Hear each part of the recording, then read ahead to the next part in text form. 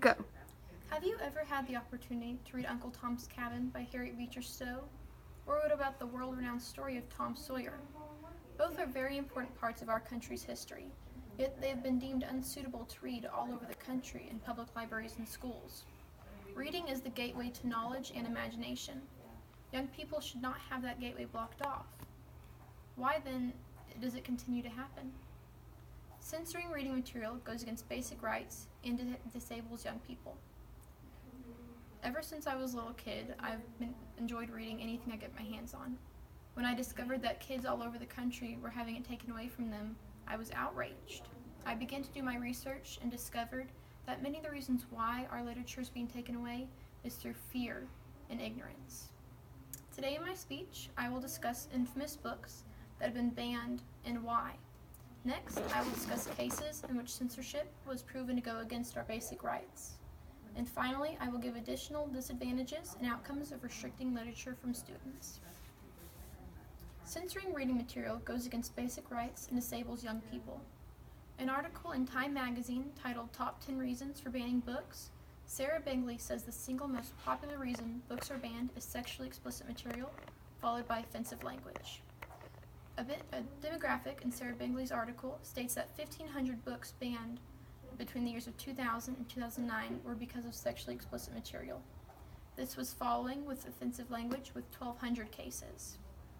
An article in Butler University online library titled Banned Books, Reasons for Banning Books says that additional reasons include presence of witchcraft, racial issues, blasphemy, violence, and the encouragement of damaging lifestyles. Books that follow under these categories include The Great Gatsby by F. Scott Fitzgerald, the Harry Potter series by J.K. Rowling, and Fahrenheit 451 by Ray Bradbury. Every single one of these books I had read before I was even in high school, and they didn't seem to have any compromisation of my moral compass. Sarah Bingley states in her article that the majority of banned books are often books sourced as some of the most respected novels in literary history. The American Literature Association records an article, Banned and Challenged Books, that the famous historical novel, Grapes of Wrath, was challenged in Greenville, Carolina schools because the book used the name of God in vain and contained several sexual references.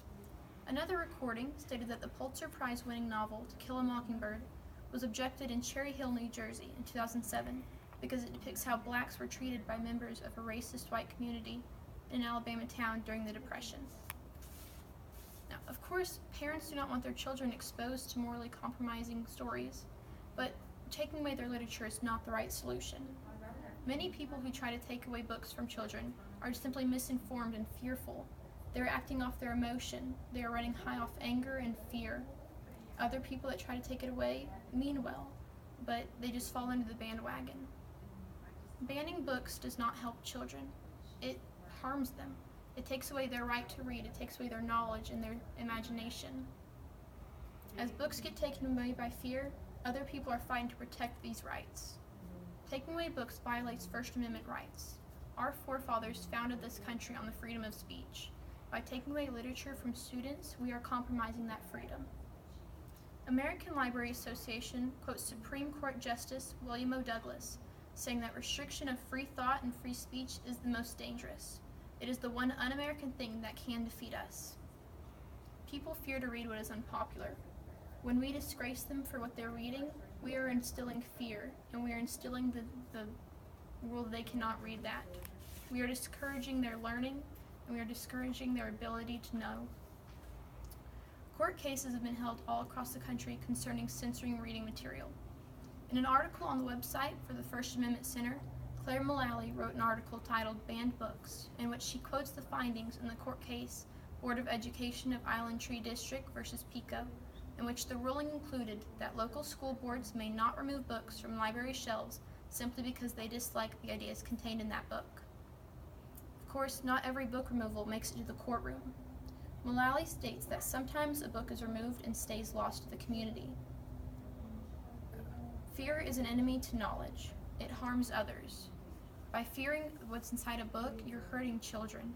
Taking it away is not the correct answer. It robs children of their right of an education. The National Council of Teachers of English published an article titled A Student's Right to Read in which they say censorship leaves students with an inadequate and distorted picture of the ideas, values, and problems of their culture. These books are part of our history. By taking them away, we are basically taking away a part of our history. Censorship harms English teachers and how they teach students.